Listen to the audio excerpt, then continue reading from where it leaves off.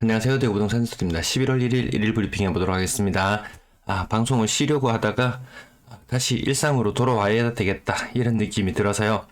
주말 동안 좀 마음을 좀 수습하고 다시 돌아왔습니다. 미분양 물량 1만 돌파, 미분양 물량이 예스럽다 이런 느낌, 1만의 느낌 언제였는지 기억나시나요?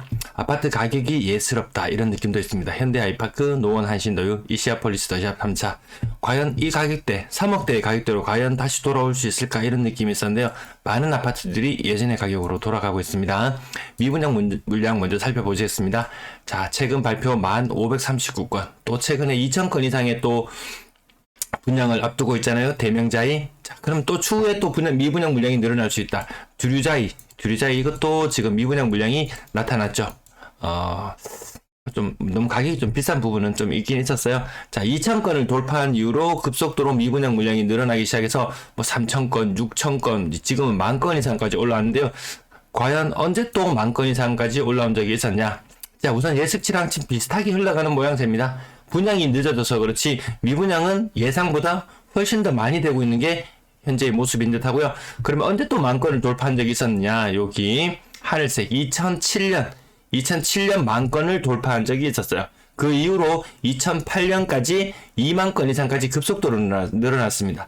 대구 이러지 말라는 보장이 또 없는 상황으로 보여집니다. 갑자기 급속히 분위기가 전환될 거라고 보시는 분들은 안 계실 거예요. 2009년도에 20,000건 이상의 물량에서 한 5,000~6,000건 물량 정도 해소가 되었고, 그 이후에 또다시 정체를 보이다가 시간이 좀 많은 기간 조정이 필요한 상태. 2007년에 미분양 물량이 생기고 나서 다시 부산 대구에 미분양 물량이 5,000건 이하 혹은 3,000건 이하의 안정권으로 접어드는데 무려 6년이라는 시간이 걸렸습니다. 이 조정이 쉽게 끝나진 않는다. 물론 그 중간에 대구의 아파트 가격의 상승은 있었습니다. 미분양 물량이 빠르게 해소되는 시점 또한 한번 살펴볼 필요는 있을 것 같네요. 매도 물량, 임대 물량 보시겠습니다. 자, 매도 물량 급격히 줄어드는 모양이세요. 자, 근래 들어서 규제 해제책이 하나둘 나오면서 시장의 간을 보는 것인지 무엇인지는 모르겠지만 매도 물량 줄어드는 추세로 지금 바뀌었습니다. 전세 물량은 줄어드는 추세라고 보기는 어렵습니다. 지금 아직까지 증가 추세가 그대로 유효하고요. 1,700건 정도 모습. 월세 물량도 아직까지 증가 추세 유효하고요. 전체 임대 물량 또한 마찬가지로 아직까지 증가 추세를 훼손하고 있지는 못한 모양새입니다. 거래량 41건. 이틀간의 거래량이 모여서 41건인데요. 하루에 20건이 거래되었다고 생각하면 거래가 얼마나 적은지 아마 체감하실 거예요. 일별 거래량 오늘 41건 추가되었고요. 그래도 거래량이 좀 줄어드는 형국이구나. 10월의 거래량 한 770건대 지금 예상이 되잖아요. 770건 되면 거래량이 다시 어느 수준이냐면 1월 혹은 6월 휴일이 그래도 며칠 지난달에는 많았기 때문에 그래도 한 800건대까지 근접할 수 있다 손 치더라도 규제 해제 이후에 그래도 뭔가 분위기가 살아나진 않는다. 오히려 조금 더 분위기가 식어간다. 이런 느낌을 받으실 것 같습니다. 송영주공 3차 그 보합권의 거래. 자, 얼마 전에 삼익 어딘가요? 부산에 부산 바닷가에 있는 그 아파트 삼익비치 거기에도 얼마 전에 신고가를 다시 갱신하는 건수가 있었어요. 뭐 재건축이나 이런 것들 박차를 가할 수밖에 없는 상황. 늦어지면 늦어지고 어중간해질수록 PF 부담만 더 가중되는 그런 형태를 가고 있습니다. 지금 좀 문제가 되고 있는 것 중에 하나는 지금 부동산 관련된 대출들을 저축은행이라든지 일부 이금융권에서 지금 이제 막기 시작했다. 작년 말에 어땠나요? 작년 말에 은행들 대출 규제, 농협으로부터 시작해서 많은 은행들이 대출 규제를 시작했었습니다. 또다시 그런 비슷한 현상이 나타나고 있다. 연일 은행에 예금하는 액수는 역대급이라고 계속 언론에서 발표를 되고 있고, 돈 많은 사람들 빨리 은행에 와서 돈 넣어라는 이런 신호를 보내고 있지만, 그 돈이 집에서 구석에 있었던 돈이 나가는 것이냐라고 생각해 봤을 때는 아닌 것 같아요.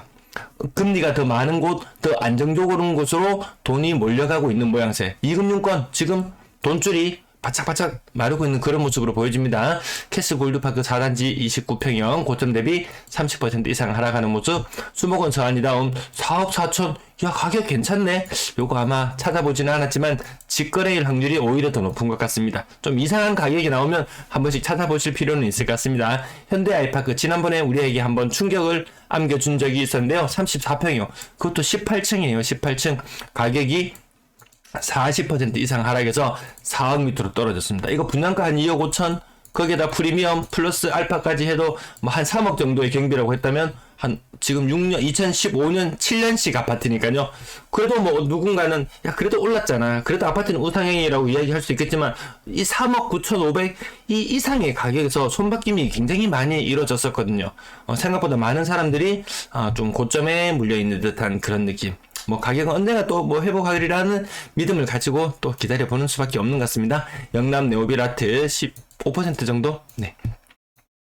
화성 그랜드 파크 전실의 30평대 가격이 거의 3억대 우방 죽전타운 고점 대비 야, 그래도 여기는 잘 버틴다라고 이 연식이 지금 한 25년 정도 되었는데요. 고점 대비 잘 버틴다라고 이야기할 수도 있겠지만 또 추후에 거래가 더 일어나는 걸 상황은 더 지켜봐야 될 것 같습니다.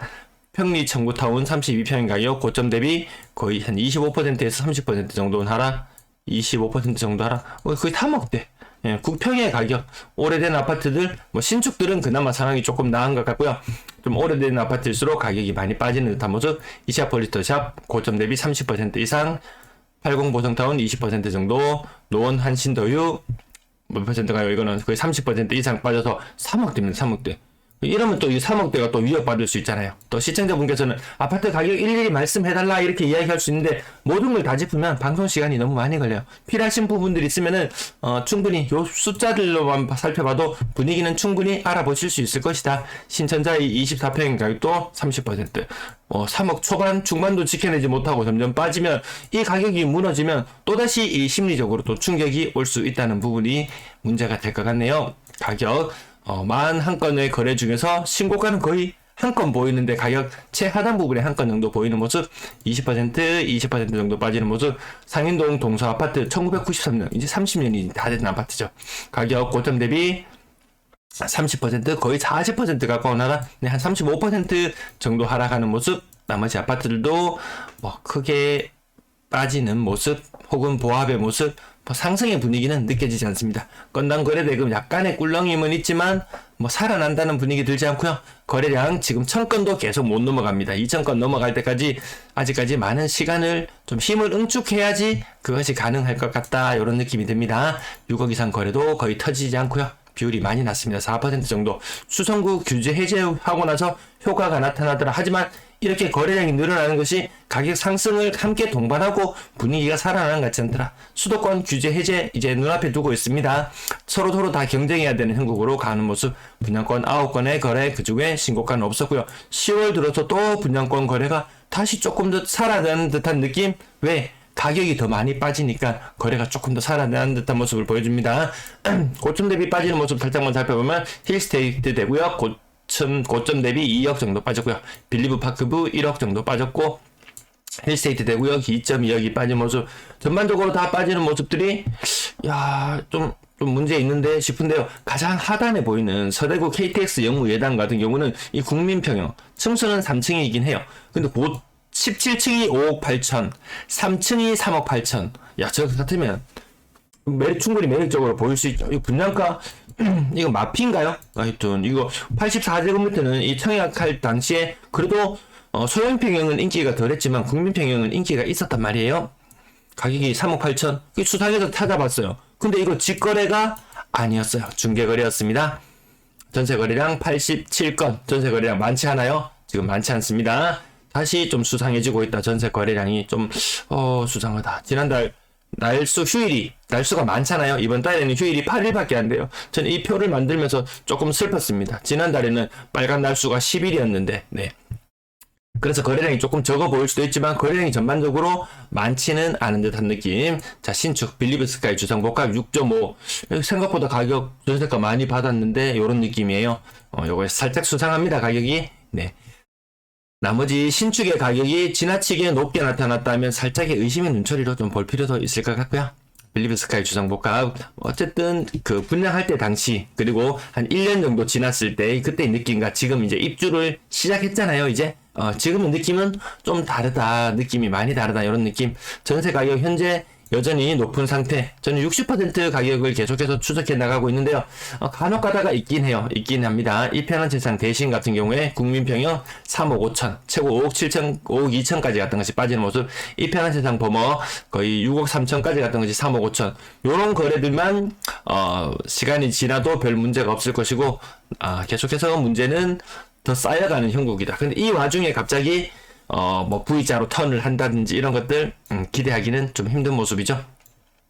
샵 센트럴 4억 8천까지 갔던 것이 2억 9천. 월베 탐정 그린코어 포레스트 5억까지 갔던 것이 3억. 요건 좀 이상하잖아요. 5억까지 솔직히 이때 갈 분위기는 아니었잖아요. 뭐 잔금이라든지 이런 것들 뭐 해결할 수 있는 다양한 방법들 한번 생각해 볼 필요는 있을 것 같습니다. 전세 비중이 너무 많이 줄어. 타시도 다른데 다 제가 주말 동안 인천이라든지 다른 지역들 분위기를 살펴보기 위해서 찾아봤는데 대구가 전세 비중이 가장 낮게 나타나요. 요 가장 진짜 대구가 정말 우려스러운 부분 중에 하나. 전세 물량이 가장 많은 곳은 부산이에요. 근데 그것보다 더 심각하게 느껴지는 것은 물량이 증가세는 대구가 덜하지만 뭐 전세 계약을 안 하는 걸로 어떻게 합니까?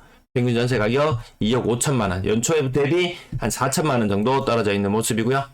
거래량 줄어드는 가운데 3억 미만은 73%, 타시도도 70% 올라서는 모습으로 보여주고 있습니다. 4억 이상 거래량은 10% 아래로 내려와 있고 월세 거래량 많죠. 오늘 전세 거래량 아까 84건이라고 말씀드렸던가요?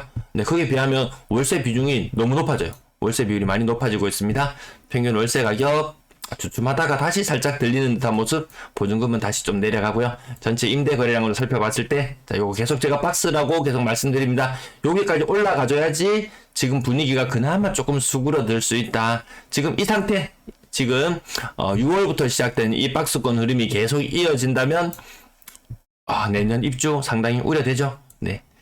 방송을 좀 한 주간 쉬었다가 하려고 했는데 다시 또 이렇게 번복을 하게 되어서 죄송합니다. 계속 하던 대로 이어나가도록 하겠습니다. 시청 감사합니다.